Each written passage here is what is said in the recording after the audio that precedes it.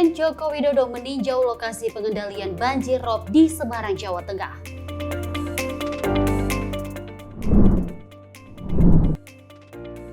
Masjid Istiqlal melakukan penyembelihan terhadap 72 hewan kurban pada Selasa pagi.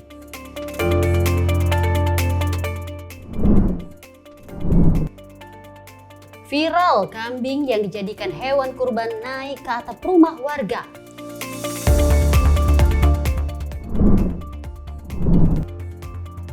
Si jago merah mengamuk dan menghanguskan ruko di Pasar Royal, Kota Serang.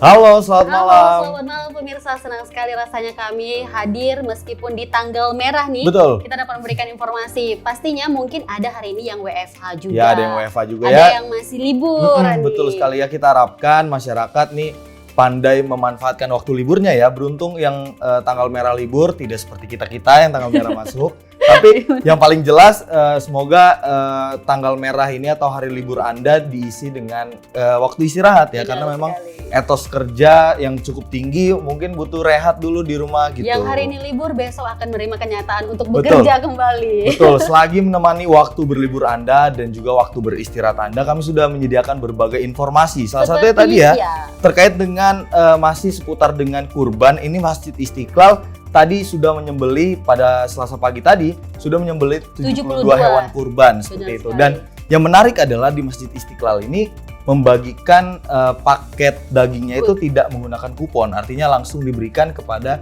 penerima manfaat. Yayasan juga Betul sekali. Dan ini tidak terjadi antrian panjang ya untuk di Ya, tahun ini. betul. Bagus sekali nih konsepnya. Dan juga ada informasi bahwa dari kegiatan kemarin ini Presiden Joko Widodo melakukan kunjungan kerja di Kota Semarang. Habis sholat Idul Adha ya, Benar langsung sekali. melakukan pengecekan Dan terhadap karena memang pengendalian banjir rob itu ya. Benar. Dan kalau kita lihat bahwa memang untuk tahun ini berbeda. Kalau Betul. tahun lalu mungkin dilakukan di Jakarta, ini di kota karena memang masih ada kunjungan kerja. Dan Betul sekali. selain itu masih ada informasi lain tentang kayak peristiwa nih si jago merah yang mengamuk dan menghanguskan ruko di Pasar Royal, Kota Serang. Menyedihkan ya sebenarnya melihat berita yang nanti akan kita sampaikan. Betul. Terkait dengan kebakaran. Ya, terkait dengan berbagai berita ini masih banyak akan kami sajikan untuk Anda. Bersama saya Andi Rezaldi. Dan saya Dewi Manik, inilah Menyapa Malam untuk Anda.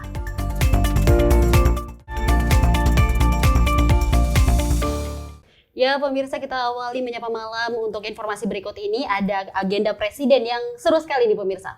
Berikut ini informasinya, Presiden Joko Widodo menikmati kuliner mie pedas kekinian di Kota Semarang, Jawa Tengah pada Minggu malam. Ya, Presiden juga menyempatkan diri untuk membuat video blog atau vlog sebelum mencicipi mie pesanannya.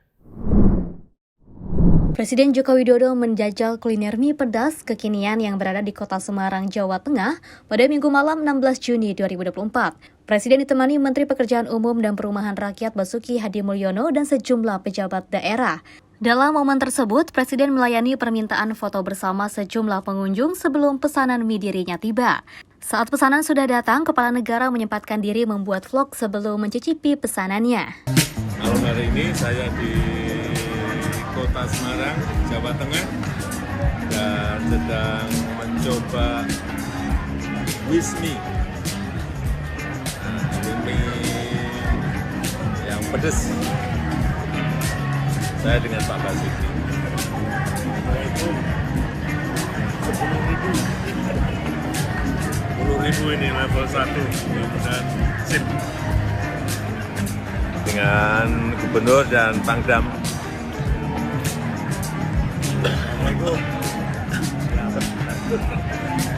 Ya, kita coba ini, kita coba. Ini malah kayak food vlogger.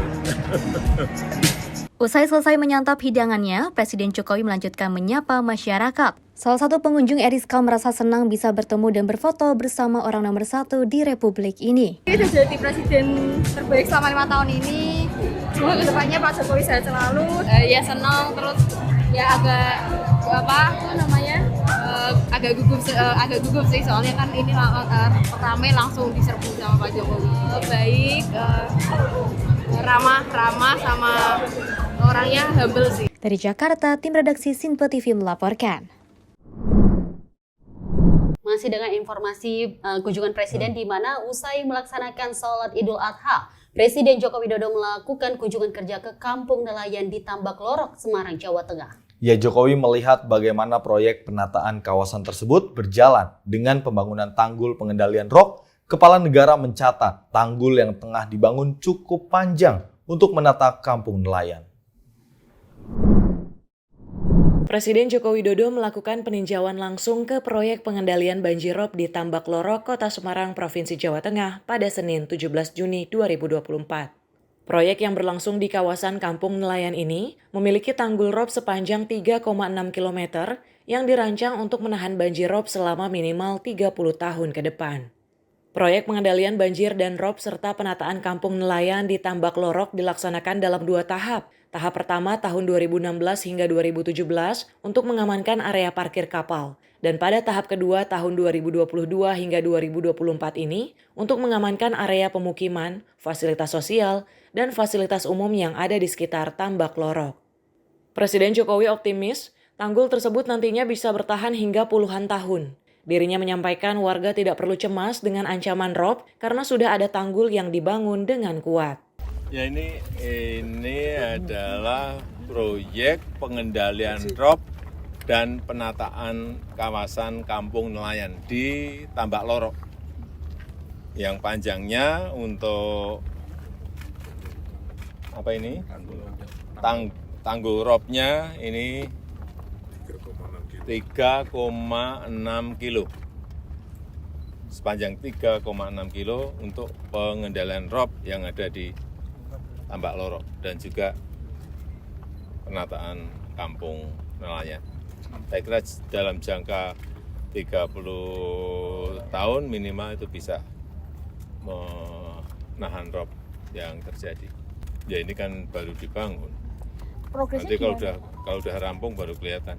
Nanti akan selesai bulan Agustus. Ya. Ini nanti kalau memang baik, penataan kampung nelayannya baik, nanti akan kita jadikan bisa direplikasi, bisa dikopi untuk daerah-daerah lain. Ini paling tidak ada contoh dulu. Ada catatan nggak Pak untuk proyek di sini? Ya, nanti kita lihat kalau sudah selesai. Ya, terima kasih penataan Bapak. kampungnya seperti apa, tanggul pengendalian ropnya, efektivitasnya seperti apa. Yang jelas ini sudah menghabiskan anggaran 386 miliar rupiah. Ya. Kepala negara menyampaikan proyek dengan investasi sebesar 386 miliar rupiah ini juga mencakup penataan kampung nelayan. Saat ini proyek telah mencapai 85% dan diperkirakan selesai pada bulan Agustus 2024 mendatang. Turut mendampingi Presiden Jokowi dalam peninjauan tersebut yakni Menteri Pekerjaan Umum dan Perumahan Rakyat Basuki Hadimulyono, PJ Gubernur Jawa Tengah Nana Sujana, dan Wali Kota Semarang Hefearita Gunarti Rahayu atau Awing. Dari Jakarta, tim redaksi Sinpo TV melaporkan. Ya, kita beralih ke informasi lainnya pemirsa, di mana Presiden Jokowi memberikan penghargaan ke daerah di tanah air yang sukses mengendalikan inflasi. Sebanyak 505 daerah telah ikut dalam TPID Award 2024. Presiden Jokowi memberikan apresiasi kepada tim pengendali inflasi pusat dan daerah di Rapat Koordinasi Nasional Inflasi tahun 2024. Dalam upaya yang memaksimalkan menekan serta menjaga inflasi bagi tanah air, sebagai apresiasi dalam upaya tersebut, Presiden Jokowi memberikan penghargaan kepada tiap daerah dalam menekan angka inflasi di tiap daerah. Dalam kesempatannya, Presiden menyampaikan inflasi negara pada bulan lalu berada di angka 2,84% dan menjadi salah satu yang terbaik di dunia untuk saat ini. TPID Kabupaten Kota Berprestasi 2024 Kawasan Sumatera. Pemenangnya adalah TPID Kabupaten Tanah Datar. Terima kasih yang sebesar-besarnya kepada tim pengendalian inflasi pusat dan tim pengendalian inflasi daerah yang telah bekerja keras, yang telah berusaha keras untuk mengendalikan inflasi, sehingga yang terakhir di bulan Mei yang lalu, inflasi kita berada di angka 2,84%. Ini merupakan salah satu yang terbaik di dunia. Dalam menekan angka inflasi, Jokowi membeberkan proses peredaman inflasi melalui kinerja Menteri Dalam Negeri yang gencar berkoordinasi setiap minggu dengan pemerintah daerah di tanah air.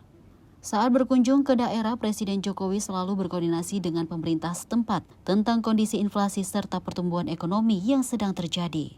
Dan saya tahu setiap minggu oleh Mendagri di absen satu persatu inflasinya berapa, dibuka secara gamblang berapa angkanya di provinsi ini, di kabupaten ini, di kota ini, sehingga semuanya tahu. Setiap ke daerah juga yang saya tanyakan sekarang selalu inflasinya berapa Pak Gub? Growth-nya, pertumbuhan ekonomi berapa Pak Bupati, Pak Wali Kota? Selalu saya tanyakan itu supaya kita semuanya peduli, aware terhadap hal yang sangat penting. Mengenai polemik inflasi, Jokowi menegaskan jika inflasi negara naik dan pertumbuhan ekonomi tanah air berada di angka 5, sangat berdampak bagi masyarakat. Karena begitu inflasi naik, misalnya 9,6, pertumbuhan ekonomi kita di angka 5, berat yang merasakan adalah rakyat. Dari Jakarta, tim redaksi Sinpo TV melaporkan. Ya, berbagai kunjungan sudah dilakukan, agenda dari Presiden seperti yang kita ketahui pada Senin kemarin, ini sholat Idul Adha di Kota Semarang, seperti itu. Kemudian juga dalam sholat Idul Adha itu, setelah sholat, beliau langsung kunjungan kerja, betul sekali, pengecekan ya. Pengecekan kawasan untuk betul. Tanggul ya. Dan juga ada juga tadi kunjungan yang terkait memberikan apresiasi terhadap inflasi yang di setiap kota daerah. Ya, gitu. karena memang seperti yang kita ketahui, inflasi di Indonesia ini, kalau pernyataan dari Gubernur Bank Indonesia kemarin beberapa waktu hari yang lalu, ini inflasi di Indonesia sudah sangat stabil. Artinya sampai dengan akhir tahun 2024 dan 2025, ini di hadapan Presiden Jokowi dan kepala daerah tentunya, ini disampaikan bahwa tingkat inflasi untuk Indonesia sendiri ini cukup stabil sampai dengan tahun 2025. Kita berharap ini dapat dipertahankan. Betul. Ya, kita berharap ini dapat dipertahankan, seperti itu. Dan beralih ke informasi berikut ini pemirsa, Menteri Perdagangan Zulkifli Hasan menegaskan harga barang kebutuhan pokok di Kota Bandung, Jawa Barat stabil dan stoknya berlimpah. Ya, sehingga dengan stabilitas dan pasokan tersebut, Zulhas berharap masyarakat tidak khawatir akan hal tersebut. Menteri Perdagangan Zulkifli Hasan meninjau ketersediaan stok dan stabilitas harga barang kebutuhan pokok di Pasar Sederhana Bandung, Jawa Barat. Pemerintah selalu berupaya memastikan agar ketersediaan bapok tetap terjaga dan memastikan agar harganya terjangkau oleh masyarakat. Berdasarkan hasil peninjauan langsung ke pasar, tercatat harga gula pasir dijual sebesar Rp18.000 per kilogram, tepung terigu dibanderol Rp13.000 per kilogram, daging ayam berada di angka Rp35.000 per kilogram, daging sapi Rp140.000 per kilogram, cabai rawit merah Rp55.000 per kilogram, bawang merah dan bawang putih dijual di angka Rp40.000 per kilogram. Dalam kesempatan itu, Mendag juga membagikan beras program stabilisasi pasokan dan harga pangan kemasan 5 kg kepada masyarakat. Lihat sendiri, dengar sendiri, bisa tanya sendiri sama pedagang ya, bukan kata saya. Jadi kita kan bareng-bareng ngecek harga. Daging 140, bawang 40, ayam 35, itu agak terlalu murah ya kan. Kalau 35 itu kan kasihan peternaknya bisa tutup ya. Nah, nanti kalau tutup nanti ayam apa yang induk itu bisa dipotong kan. Itu kan repot itu. Jadi memang pemerintah sudah ngasih harga ayam itu kan antara 39-40, tapi ini 35. Jadi murah sekali. Beras harganya stabil, aman, barang, minyak semua harganya stabil ya. Jadi insya Allah Lebaran haji ini tidak akan ada masalah, sembako barangnya banyak, harganya stabil. Dari Jakarta, tim redaksi Sinpo TV melaporkan. Ya, ini masih seputar dengan pangan. Ini ada Menteri Pertanian Amran Sulaiman yang menyampaikan tengah menyiapkan 40.000 hektar klaster pertanian modern sebagai lumbung pangan di Merauke. Dan juga Amran Sulaiman ini menargetkan program lumbung pangan di Merauke akan diperluas hingga 1 juta hektar klaster pertanian modern. Menteri Pertanian Amran Sulaiman menyampaikan akan menargetkan 1 juta hektar klaster pertanian modern yang dipersiapkan menjadi lumbung pangan di Merauke. Sementara saat ini sedang memfokuskan penyelesaian 40.000 hektar pertanian modern. Program pertanian ini menggunakan teknologi modern dalam meningkatkan efisiensi pertanian. Amran Sulaiman mengungkapkan program lumbung pangan ini sebagai upaya untuk mensejahterakan petani, menyerap tenaga kerja, dan menekankan angka kemiskinan. Kita fokus menyelesaikan dulu 40 hektar. Setelah itu berlanjut untuk program 1 juta hektar. Nah, kita selesaikan dulu 40.000 hektar. Hektar ini adalah klaster pertanian modern. Semua menggunakan teknologi seperti yang kita lihat. Jadi ini pertanian modern betul-betul. Ini nanti bisa menjadi contoh di tempat-tempat lain. Tanamnya pakai alat, panennya pakai alat, ngolahnya pakai alat. Kemudian nanti ada silo, ada RMU, lengkap. Semua menggunakan teknologi tinggi. Jadi optikannya pemerintah blok. Itu yang jadi petani sejahtera. Tujuan kita petani sejahtera, menyerap tenaga kerja, menekan angka kemiskinan, pertumbuhan ekonomi naik. Dari Jakarta, Meisi Regar, Simpo TV melaporkan. Ya, lumbung pangan lagi-lagi ya, karena memang ketahanan pangan ini menjadi sangat penting gitu untuk Indonesia. Karena untuk menghadapi berbagai musim dan juga bukan hanya musim saja nih Dewi, yang seperti yang kita ketahui global warming, kemudian juga kalau kita tahu terkait dengan situasi global saat ini yang tidak pasti, ini lumbung pangan memang harus terus digencarkan oleh pemerintah khususnya. Meskipun menggunakan saat ini kita harus mengikuti zaman ya dengan hal-hal modern. Dan ini melihat bahwa Pak Andi Sulaiman ini lebih tepatnya optimis untuk pembangunan menggunakan alat modern ini. Ya, kita harapkan pembangunan terkait dengan ketahanan pangan ini dapat diberlakukan hingga pemerintahan selanjutnya seperti itu. Ya, baik pemirsa, berbagai informasi lainnya akan kami sajikan namun usai jeda. Tetap bersama kami.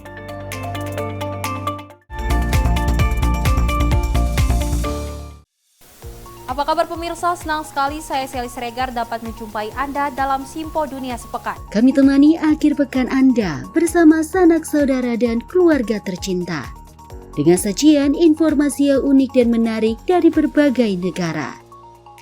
Pastinya kami akan memberikan berita yang unik dan menarik yang kami rangkum dalam Simpo Dunia Sepekan. Jangan lewatkan Simpo Dunia Sepekan setiap Sabtu dan Minggu hanya di Simpo TV.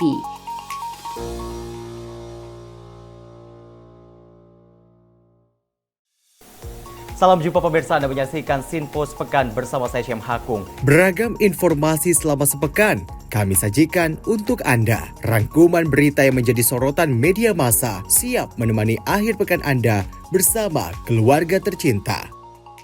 Bersama saya Syem Hakung, kita jelang informasi selengkapnya untuk Anda. Kami hadirkan Simpo Sepekan setiap minggu pukul 6 pagi hanya di Simpo TV. Salam jumpa pemirsa, kami kembali hadir dengan rangkaian informasi yang dihimpun dari berbagai penjuru dunia. Kami hadirkan rangkuman informasi terkini dari seluruh penjuru dunia hanya untuk Anda. Informasi paling penting dan sajian berita menarik kami sajikan hanya di Simpo Dunia. Bersama saya Sally Siregar, inilah Simpo Dunia selengkapnya. Jangan lewatkan Simpo Dunia setiap Senin hingga Jumat di Simpo TV.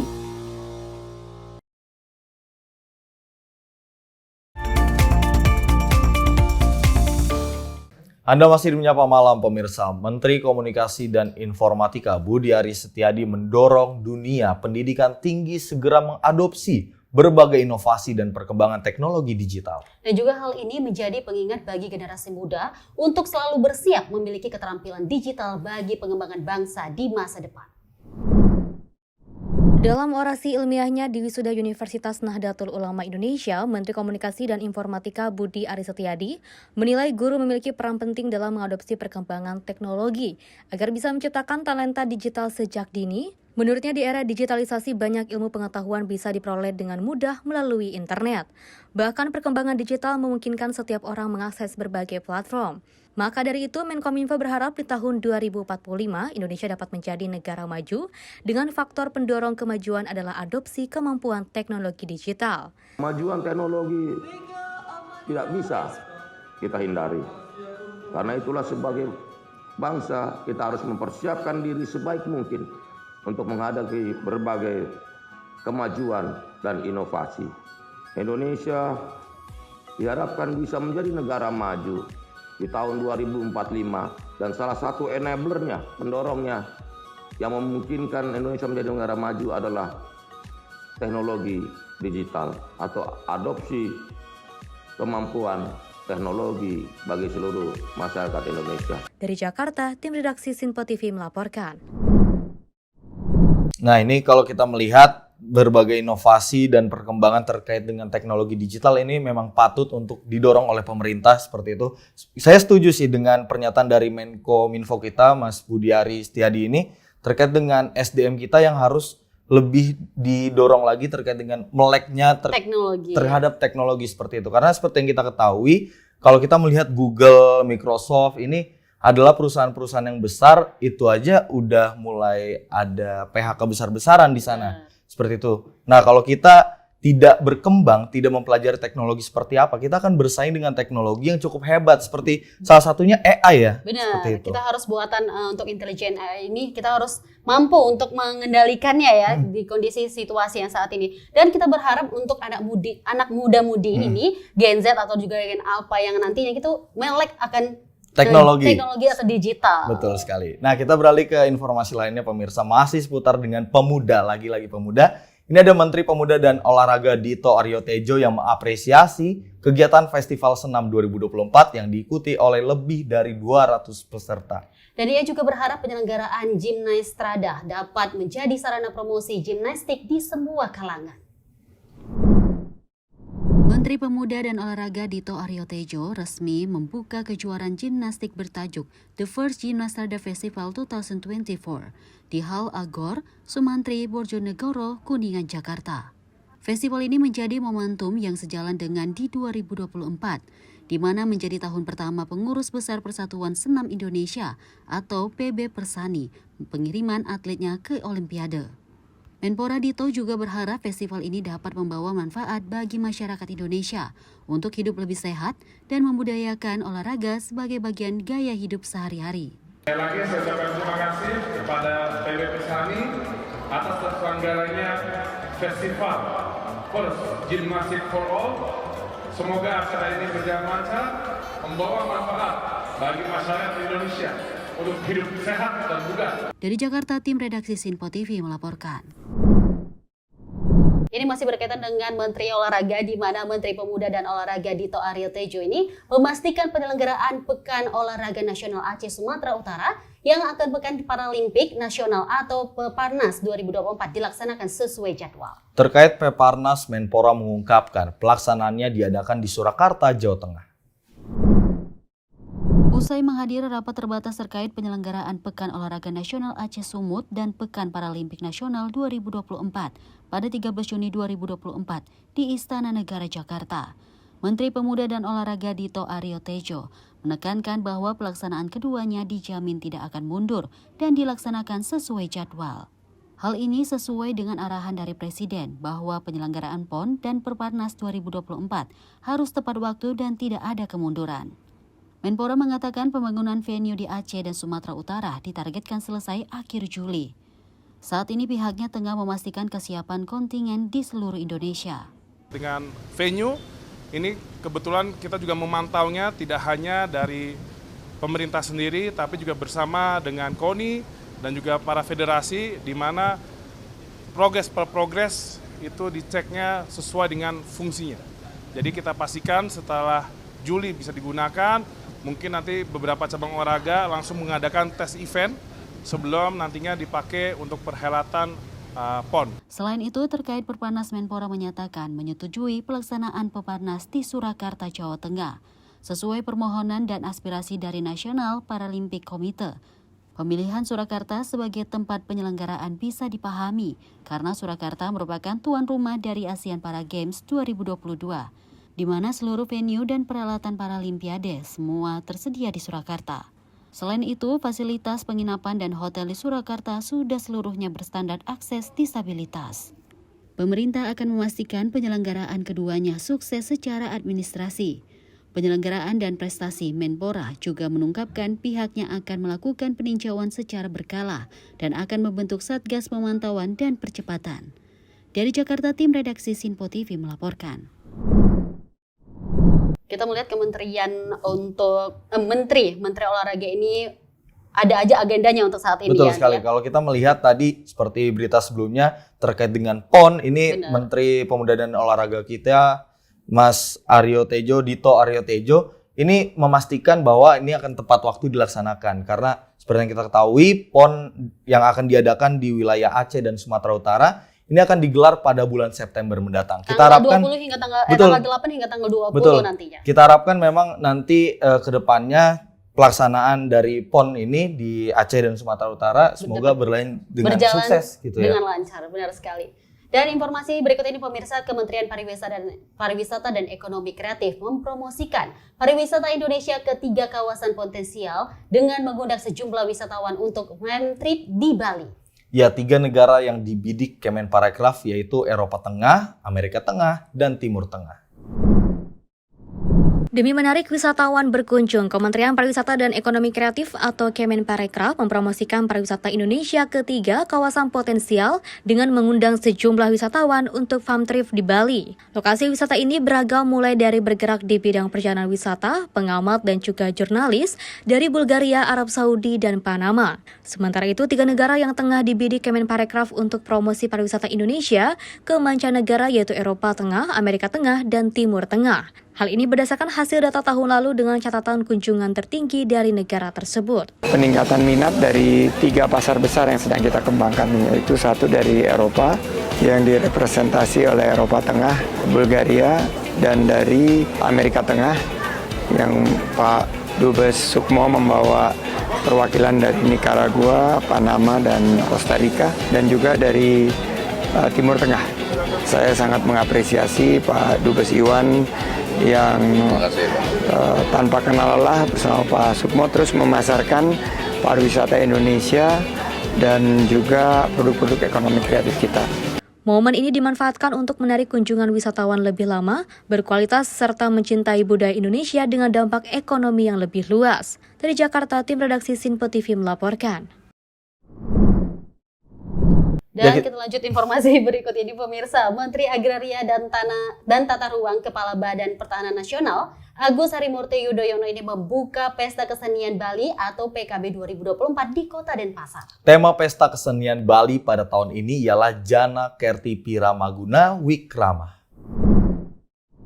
Diunggah lewat akun Instagram resmi @kementerian.atrbpn, Menteri Agraria dan Tata Ruang Kepala Badan Pertanahan Nasional Agus Harimurti Yudhoyono resmi membuka Pesta Kesenian Bali atau PKB 2024 di Kota Denpasar pada Sabtu 15 Juni 2024.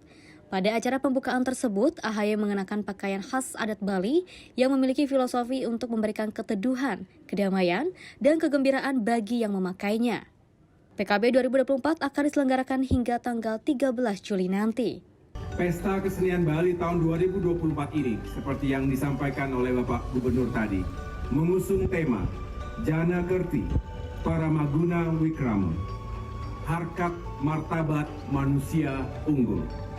Tema ini tentu kontekstual dan relevan dengan semangat pembangunan sumber daya manusia yang unggul menuju Indonesia Emas 2045. Tim redaksi Sinpo TV melaporkan.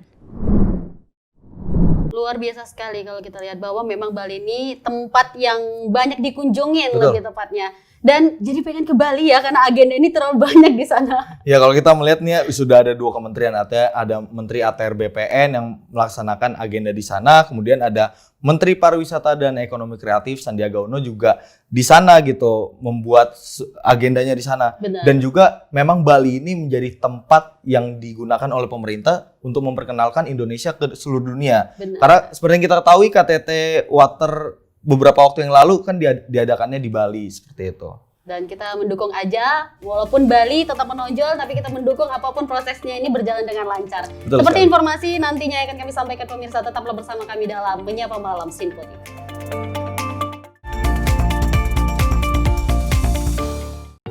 Menyapa Anda sebelum memulai hari dengan penuh semangat pagi. Halo, selamat pagi. Pagi Sally, pagi pemirsa Ira. dimanapun semua. Beragam informasi dari seluruh penjuru negeri siap menemani Anda di pagi hari. Kami hadirkan beragam informasi terkini yang terjadi dari dalam dan luar negeri, tentunya dengan nuansa masa kini. Wow, Sally, bener kan? Aku bilang tadi bahwa kekalahan adalah kemenangan yang tertunda. Oke, tetap tebarkan semangat dan juga terbitkan keceriaan. Sebarkan cinta terbaik Anda untuk orang di samping Anda. Saya Wira Ananta. Dan saya Peci Rahmadi. Kami pamit undur diri. Selamat pagi. Dan sampai jumpa. Sampai jumpa. Pastikan Anda bersemangat di pagi hari bersama kami dalam program Menyapa Pagi, Senin hingga Jumat pukul 6 pagi hanya di Sinpo TV.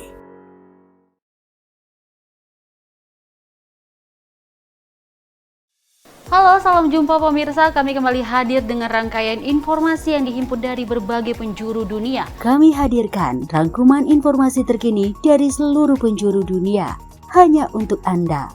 Informasi paling penting dan sajian berita menarik kami sajikan hanya di Sinpo Dunia.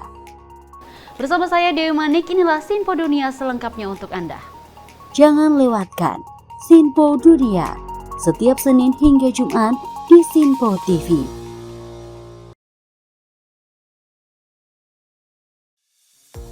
Halo pemirsa, apa kabar? Sinpo Dunia sepekan hadir memberikan update terkini peristiwa unik dan menarik. Kami temani akhir pekan Anda bersama sanak saudara dan keluarga tercinta dengan sajian informasi yang unik dan menarik dari berbagai negara. Bersama saya Dewi Manik, inilah Sinpo Dunia sepekan selengkapnya. Jangan lewatkan Sinpo Dunia sepekan setiap Sabtu dan Minggu hanya di Sinpo TV.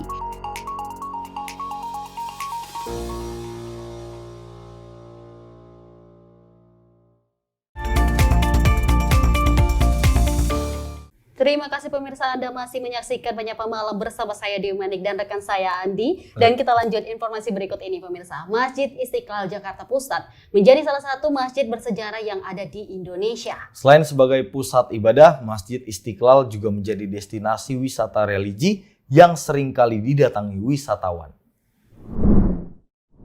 Masjid Istiqlal bukan hanya sekedar rumah ibadah, tetapi menjadi salah satu simbol kemerdekaan dan keberagaman Indonesia, serta menjadi destinasi wisata religi. Masjid Istiqlal merupakan masjid terbesar di Asia Tenggara yang mampu menampung sekitar kurang lebih 200.000 jamaah. Dengan luas bangunan mencapai 26% dari total kawasan seluas 9,32 hektar. Masjid Istiqlal sendiri memiliki tempat wisata religi yang bisa dikunjungi masyarakat tanpa harus melihat agama dari para wisatawan. Fasilitas yang disediakan ini juga bisa dijadikan tempat untuk kegiatan positif.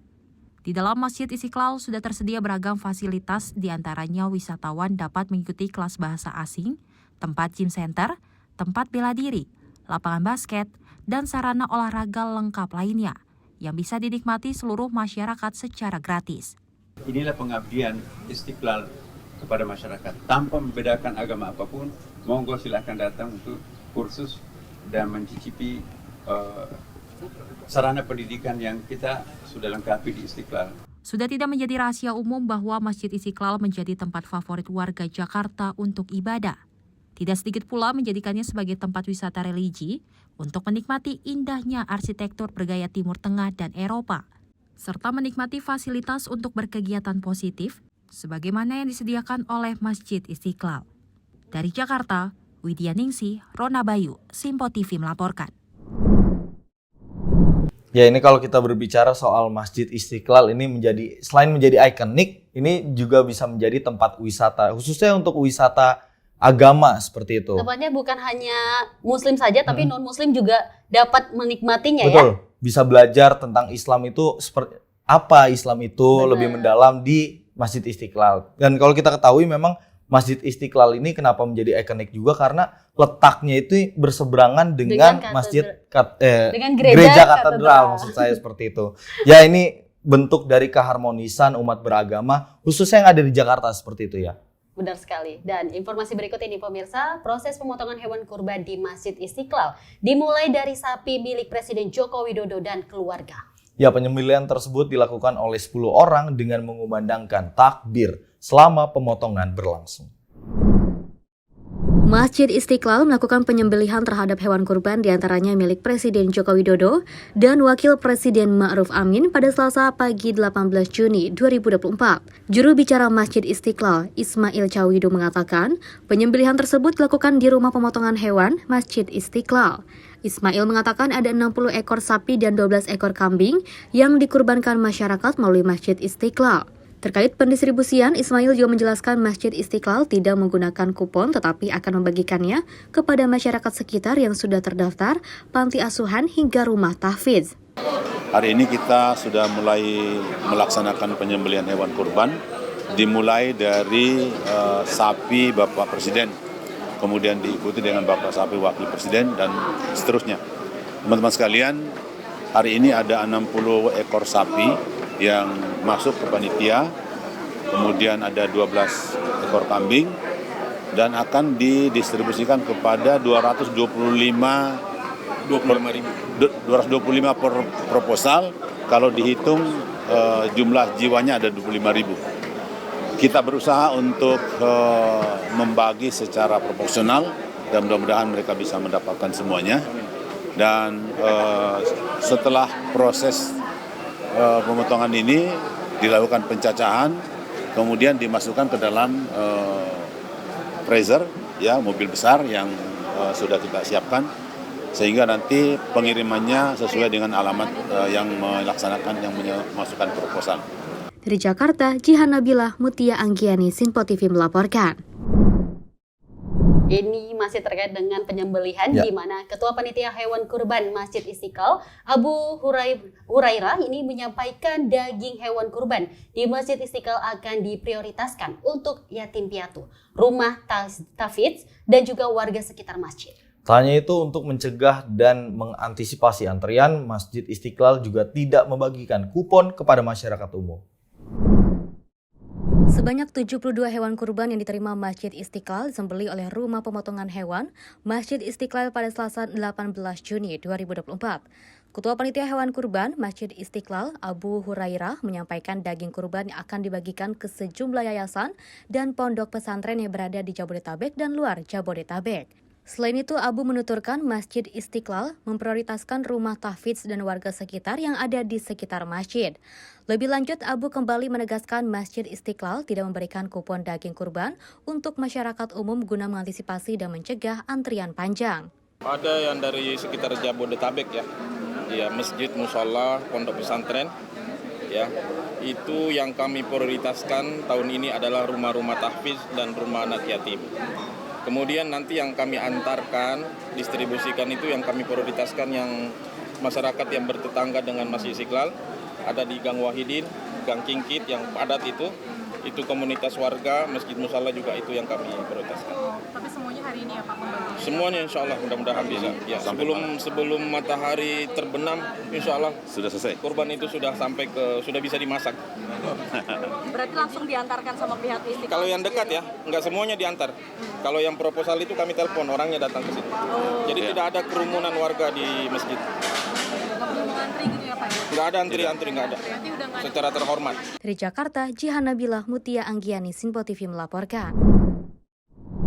Ya, langkah yang bagus sekali ya kalau kita melihat pembagian dari paket sembako paket daging kurban, maksud saya, yang dilakukan oleh pengurus dari Masjid Istiqlal. Ini tidak menimbulkan antrian yang begitu panjang. Artinya ini sudah disiapkan dan juga bagi penerima manfaatnya ini sudah diharapkan tepat sasaran. Sesuai target seperti itu, karena yatim piatu, rumah tahfidz, dan juga kaum duafa. Ya, semoga berkah ya Idul Adha tahun 2024 ini bagi seluruh masyarakat. Khususnya kita bisa jadi lebih belajar lagi terkait dengan keikhlasan seperti dan itu. Berbagi. Betul sekali. Gitu, kita lanjut informasi masih mengenai tentang Idul Adha, di mana Menteri Perdagangan Zulkifli Hasan ini meninjau rumah potong hewan atau RPH Ciroyom Depot Bandung pada Sabtu kemarin. Peninjauan dilakukan dalam rangka memeriksa kesiapan RPH dalam pelaksanaan pemotongan hewan kurban. Tak dalam rangka memeriksa kesiapan rumah potong hewan atau RPH dalam pelaksanaan pemotongan hewan kurban. Menteri Perdagangan Zulkifli Hasan melakukan peninjauan. Kali ini Mendak melakukan peninjauan RPH Ciroyom Depot Bandung pada Sabtu 15 Juni 2024. Mendak menjamin pemotongan hewan di RPH tersebut sudah profesional karena sudah melalui proses antemortem dan postmortem untuk menjamin kelayakan daging kurban. Kita tadi menyaksikan ya kesiapan RPH untuk melaksanakan pemotongan hewan kurban. Tadi sudah ada 100 berapa ini Bu ya? 150 lebih. Mungkin hari ini besok akan tambah lagi. Biasanya tanggal 17, 18, 19 juga akan nambah lagi. Dan ini sangat profesional dijamin. Ada pemeriksaan antemortem. Berarti sebelum dipotong diperiksa dulu layak, sehat, baru ya seperti kita lihat tadi taruh dulu, diperiksa baru disembelih. Nanti dari sini dikirim lagi postmortem namanya. Jadi kalau sudah sampai daging nanti diperiksa lagi. Ya, dagingnya bagus, sehat, layak. Dari Jakarta, tim redaksi Simpo TV melaporkan. Nah, kita beralih ke informasi lainnya, masih seputar dengan perayaan Idul Adha nih Dewi Manik dan juga pemirsa. Ini di setiap momen perayaan Idul Adha ada saja peristiwa unik yang terjadi. Salah satu yang biasanya menuai sorotan adalah kelakuan unik para hewan kurban. Dan juga di desa Mengkerjaya, Cempaka, Cianjur, Jawa Barat ini seekor domba naik ke genting rumah warga menolak disembelih. Peristiwa tersebut terlihat dalam video yang diunggah akun @info_jawabarat di Instagram. Tidak diketahui pasti kronologi awal peristiwa tersebut, hanya saja disebutkan domba itu nekat naik ke atap rumah saat hendak disembelih.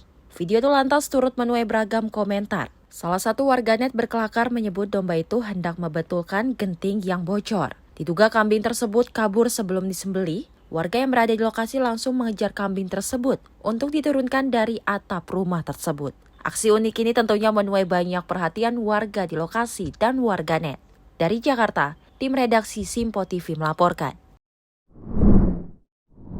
Dan ini juga ada viral di media sosial sebuah video yang merekam seekor sapi lepas dan berkeliaran di Jalan Tol Jagorawi menuju arah Cibubur, Jakarta Timur.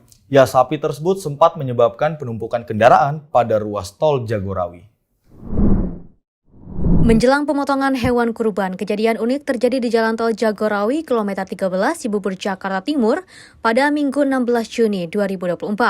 Video viral tersebut diunggah di media sosial yang memperlihatkan kondisi seekor sapi berwarna coklat berjalan kebingungan di tengah ruas tol.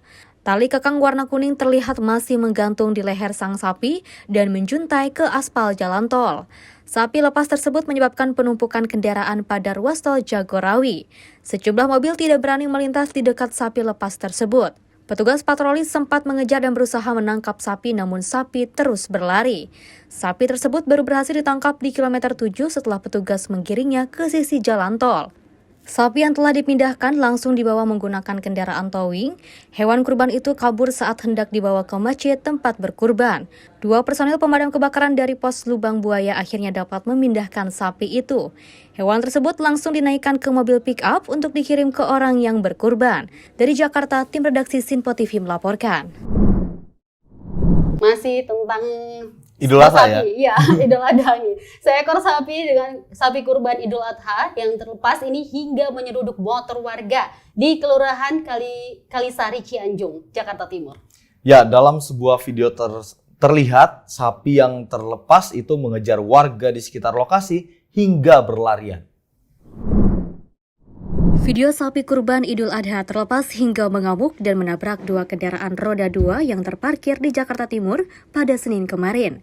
Dalam video tampak sapi yang terlepas itu mengejar warga, mereka pun terlihat berlarian akibat amukan sapi yang terlepas saat akan dilakukan pemotongan hewan kurban. Kejadian tersebut terekam oleh CCTV dan videonya pun beredar di akun sosial media. Dalam video terlihat sapi yang akan dikorbankan menyeruduk sebuah motor berwarna merah dan hewan kurban belok ke arah gang hingga menyenggol motor berwarna putih. Akibatnya salah satu motor mengalami rusak parah karena diseruduk oleh sapi. Setelah kurang lebih 2 jam, akhirnya sapi tersebut bisa ditangkap di Kopinako, Kalisari. Dari Jakarta, tim redaksi Simpo TV melaporkan.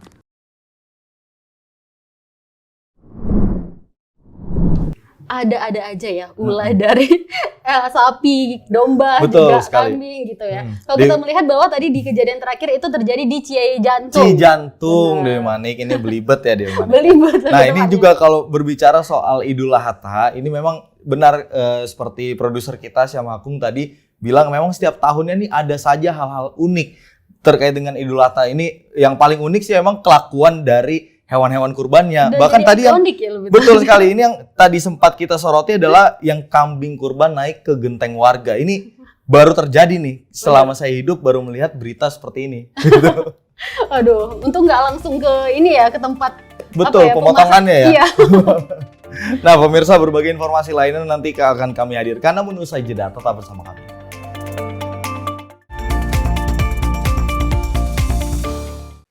Halo, salam jumpa pemirsa. Senang sekali kita kembali hadir menjumpai Anda dalam Menyapa Malam ini. Rangkuman informasi berkualitas siap temani Anda di malam hari. Sajian berita teraktual yang menjadi pembicaraan kami hadirkan ke layar kaca. Laporan dari berbagai peristiwa kami sajikan ke ruang informasi Anda. Kami hadirkan topik yang jadi sorotan dengan nuansa kekinian. Bangga sekali ya melihat sepak bola Indonesia akhir-akhirnya seperti itu. Selain main di Qatar, Presiden juga ikut nih ya, para menteri. Tapi bukan di Qatar. Ya, di Gorontalo. Ini di Gorontalo pada saat meninjau panen raya seperti itu, panen raya jagung di Provinsi Gorontalo. Dan kita berharap kok peristiwa-peristiwa seperti ini jauh-jauh lah ya, benar kan Andia? Karena mengerikan, curanmor, terus kayak kejadian seperti tadi yang nggak kita duga, nggak kita sangka, yang kita jauh-jauhkan nih bisa saja menimpa gitu. Dan kita tetap harus berhati-hati pemirsa. Saya Andi Rezaldi. Saya Chef Hakung. Terima kasih sudah menonton. Selamat malam dan sampai jumpa. Saksikan selalu Menyapa Malam setiap Senin sampai Jumat pukul 20.00 waktu Indonesia bagian Barat hanya di Sinpo TV.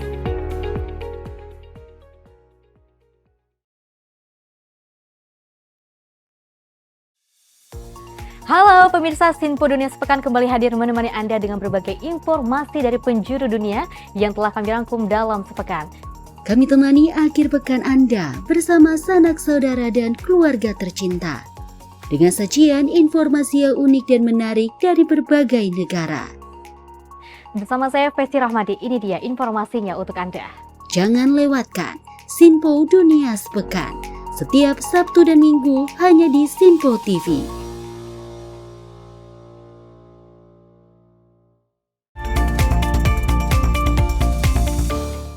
Anda masih di Menyapa Malam Sinpo TV, pemirsa. Kita lanjutkan beritanya terkait dengan suasana malam takbiran menjadi duka cita yang mendalam lantaran rumah panggung warga terbakar di Jalan Muhajirin Kota Makassar, Sulawesi Selatan. Belum diketahui pasti penyebab kebakaran tersebut, namun kerugian ditaksir mencapai puluhan juta rupiah. Kebakaran menimpa rumah warga di Jalan Muhajirin 1, Kelurahan Mangasa, Kecamatan Tamalete, Kota Makassar pada 16 Juni 2024 sekitar pukul 20.15 waktu Indonesia Tengah. Kebakaran ini terjadi tepat di malam takbiran jelang Hari Raya Idul Adha. Sedikitnya 2 rumah panggung milik warga terbakar. Hanya saja belum diketahui pasti penyebab kebakaran tersebut. Sedikitnya 8 mobil pemadam kebakaran dikerahkan ke lokasi untuk menjinakkan kobaran api yang cukup besar. Dan akibat kebakaran tersebut, sejumlah warga panik dan minimarket menutup tokonya. Tim redaksi Sinpo TV melaporkan. Ya, masih seputar dengan informasi terkait dengan kebakaran. Ini diduga akibat korsleting listrik ruko di Pasar Royal Kota Serang hangus dilalap si jago merah sekitar pukul 5 subuh. Dan juga api ini yang terus membesar akhirnya turut membakar 4 ruko lainnya dan juga lapak pedagang di depannya. Kebakaran terjadi di Pasar Royal Kota Serang pada Senin 17 Juni 2024 sekitar pukul 5 waktu Indonesia Barat. Api yang cukup besar tersebut membakar lapak milik pedagang kaki lima hingga ruko-ruko yang berada di Pasar Royal. Dalam video yang beredar di media sosial, terlihat sebuah kabel yang terpasang pada lapak PKL Korslet hingga menimbulkan api. Menurut saksi mata, kejadian bermula ketika kepulan asap keluar dari sebuah ruko yang menjual onderdil motor. Hingga saat ini belum diketahui pasti kerugian yang dialami pemilik ruko dikarenakan pada saat kejadian tidak ada pemilik yang tinggal. Dari Jakarta, tim redaksi Sinpo TV melaporkan. Sedih sekali ketika kita dapat menikmati Idul Adha namun terjadi kejadian seperti ini ya Andi. Dan kita berharap untuk masyarakat lagi-lagi ini kan sudah diketahui nih seperti tadi berita sebelumnya ada korsleting listrik. Ini untuk dihimbau kepada masyarakat untuk tetap berhati-hati melihat colokan atau cek sambung ya yang kalau sudah tidak layak pakai jangan dipakai lagi. Betul sekali. Nah, kita beralih ke informasi lainnya Dewa Manik dan juga pemirsa. Ini petugas damkar sektor Cakung melakukan evakuasi penyelamatan balita yang terkunci di dalam kamar di Kelurahan Jatinegara, Kecamatan Cakung, Jakarta Timur. Dan juga setelah 12 menit balita tersebut dapat diselamatkan secara aman dan terkendali. Berdasarkan video yang diunggah lewat akun resmi @humascakfire, terlihat proses evakuasi penyelamatan balita yang terkunci di dalam kamar oleh petugas penyelamat sektor Cakung, Jakarta Timur. Peristiwa itu terjadi pada Jumat 14 Juni 2024, di mana seorang balita laki-laki berusia 1,5 tahun terkunci di dalam kamar rumahnya di Komplek Jatinegara Indah, Kelurahan Jatinegara, Kecamatan Cakung, Jakarta Timur. Kejadian bermula saat korban masuk ke dalam kamar dan memainkan kunci pintu. Tak disengaja, pintu kamar tersebut pun tertutup, kemudian sang anak menangis. Mengetahui sang anak terkunci di dalam kamar, sang ibu pun mencoba membuka menggunakan kunci cadangan, namun tidak bisa, karena terdapat kunci yang menggantung di pintu. Oleh karena itu, pihak keluarga mendatangi pos pemadam kebakaran terdekat untuk meminta bantuan penyelamatan. Dengan segera, petugas penyelamat sektor Cakung segera menuju lokasi dan mengerahkan 1 unit mobil beserta 3 personil. Petugas selalu melakukan penyelamatan dengan menggunakan holigan tool untuk membuka pintu. Sekitar 12 menit kemudian, pintu berhasil dibuka dan balita berhasil diselamatkan. Dari Jakarta, tim redaksi Sinpo TV melaporkan. Ya, kita beralih ke informasi lainnya pemirsa, di mana sebuah ruko di wilayah Srengseng, Kembangan, Jakarta Barat digerebek petugas kepolisian dari Polda Metro Jaya karena diduga menjadi lokasi penyimpanan uang palsu. Dan juga ini uang palsu yang diduga bernilai miliaran rupiah diamankan polisi. Bersama 5 orang terduga pelaku diamankan polisi. Inilah penampakan uang palsu pecahan 100.000 yang diduga mencapai miliaran rupiah yang digerebek polisi dari sebuah ruko di wilayah Srengseng, Kembangan, Jakarta Barat. Penggerebekan ini dilakukan polisi dari Polda Metro Jaya pada Sabtu malam. Selain tumpukan uang palsu ini, polisi juga menangkap 5 orang terduga pelaku, di mana 1 pelaku diantaranya merupakan wanita. Selain itu, ruko yang berlokasi di Jalan Raya Srengseng, Kembangan, Jakarta Barat ini diduga sebagai gudang penyimpanan uang palsu yang dikirim dari wilayah Sukabumi, Jawa Barat. Ini kronologisnya ada info, ada percetakan uang palsu di wilayah RT1 RW 8 nomor 3 Srengseng, Kembangan, Jakarta Barat. Tapi ternyata ini cuma tempat dropping aja, dropping pemotongan uang yang udah infonya dari Sukabumi. Barang buktinya, pelakunya tadi ada 5 orang, 1 perempuan, 4 laki-laki, dan dia diamankan oleh orang Polda Metro Jaya. Awal kejadian ini Pak RT mengetahui setelah ya, lapor dari keamanan tadi Pak Jainuri lapor bahwa ada rame-rame di sini. Berapa sih uang yang Uang miliaran kayaknya itu. Orang uang 100 semua 100 ribuan, nggak ada yang 50. 100 ribuan semua. Pak RT, ini sebenarnya ini kan kantor akuntan pajak, cuman bukan ini disewa sama orang lain. Jadi ini bukan Pak Umar yang ada di sini. Ini kan punya Pak Umar, cuman yang tadi itu bukan Pak Umar dan dia nggak ada lapor nih tadi. Belum ada lapor. Jadi di tempat ini memang untuk dia produksi atau apa Pak RT? Kayaknya sih dia pemotongan aja, produksinya Sukabumi pokoknya tadi. Belum diketahui peruntukan uang palsu yang diduga berjumlah miliaran rupiah tersebut, lantaran hingga saat ini belum ada keterangan resmi dari pihak kepolisian terkait kasus penggerebekan gudang penyimpanan uang palsu tersebut. Dari Jakarta, kontributor Sinpo TV melaporkan. Masih dengan peristiwa dan kita beralih ke informasi berikut ini pemirsa. Diduga pengemudi dalam kondisi mengantuk saat berkendara, 1 unit mobil minibus yang ditumpangi seorang bapak dan anak ini terperosok ke dalam parit kolong jalan tol lingkar luar barat di ruas Jalan Auto Ring Road Cengkareng, Jakarta Barat. Ya, sang sopir dan anaknya mengalami luka-luka dan dibawa ke Rumah Sakit Umum Daerah Cengkareng untuk mendapatkan pertolongan medis. Kondisi mobil pun juga rusak parah di bagian depan. Beginilah kondisi mobil minibus bernomor polisi B1802 CIE yang mengalami kecelakaan di ruas Jalan Outer Ring Road, Cengkareng, Jakarta Barat. Mobil yang dikemudikan seorang bapak dan ditumpangi anaknya ini tiba-tiba saja masuk ke dalam parit kolong tol lingkar luar barat saat melaju dari arah Cengkareng menuju Jalan Dan Mogot, Jakarta Barat. Menurut warga sekitar, diduga penyebab kecelakaan mobil minibus tersebut disebabkan oleh sang pengemudi yang mengantuk saat berkendara. Capean. Kenapa? Capean, ngantuk. Oh gitu. 2 orang. Bapak anak. Ya dari arah utara sana, dari gereja dia ya nyungsep aja itu nabrak itu galvanis itu. Ya, Jalan tol ya? Jalan tol. Selain mengakibatkan sang pengemudi bersama anaknya alami luka karena benturan keras dan telah langsung dibawa ke Rumah Sakit Umum Daerah Cengkareng, kondisi mobil juga rusak parah di bagian depan. Atas insiden kecelakaan tunggal tersebut, arus lalu lintas di lokasi sempat alami kepadatan. Pihak kepolisian unit Laka Lantas Jakarta Barat yang tiba di lokasi langsung menerjunkan 1 unit mobil derek untuk mengevakuasi badan mobil yang terjebak beton jalan tol dan pepohonan di lokasi. Bahkan petugas dibantu warga memotong batang pohon agar evakuasi badan mobil dapat segera diderek. Kasus kecelakaan tunggal tersebut ditangani pihak kepolisian unit Laka Lantas Jakarta Barat. Dari Jakarta, kontributor Simpo TV melaporkan. Halo pemirsa, dalam rangka pembentukan petugas pemutakhiran data pemilih atau Pantarli untuk pemilihan gubernur dan wakil gubernur, juga wali kota dan wakil wali kota tahun 2024, Komisi Pemilihan Umum Kota Pasuruan, Jawa Timur mengundang putra-putri terbaik bangsa untuk memenuhi kualifikasi dan mendaftarkan diri menjadi Pantarli dengan ketentuan sebagai berikut. Warga negara Indonesia usia paling rendah 17 tahun, setia kepada Pancasila atau Undang-Undang Dasar NKRI Bhinneka Tunggal Ika, dan cita-cita proklamasi 17 Agustus 1945. Mempunyai integritas dan pribadi yang kuat, jujur, dan adil. Tidak menjadi anggota parpol paling singkat 5 tahun, serta sehat jasmani rohani, berpendidikan minimal SMA derajat, dan tidak pernah terlibat dalam urusan pidana atau hukum. Ya, pembentukan petugas pemutakhiran data pemilih untuk pemilihan gubernur dan wakil gubernur, bupati dan wakil bupati, serta wali kota dan wakil wali kota tahun 2024 tidak dipungut biaya. Dan apabila kemudian hari ditemukan adanya pungutan, masyarakat tentunya bisa melaporkan ke KPU Kota Pasuruan, Jawa Timur di jam kerja hingga 19 Juni mendatang.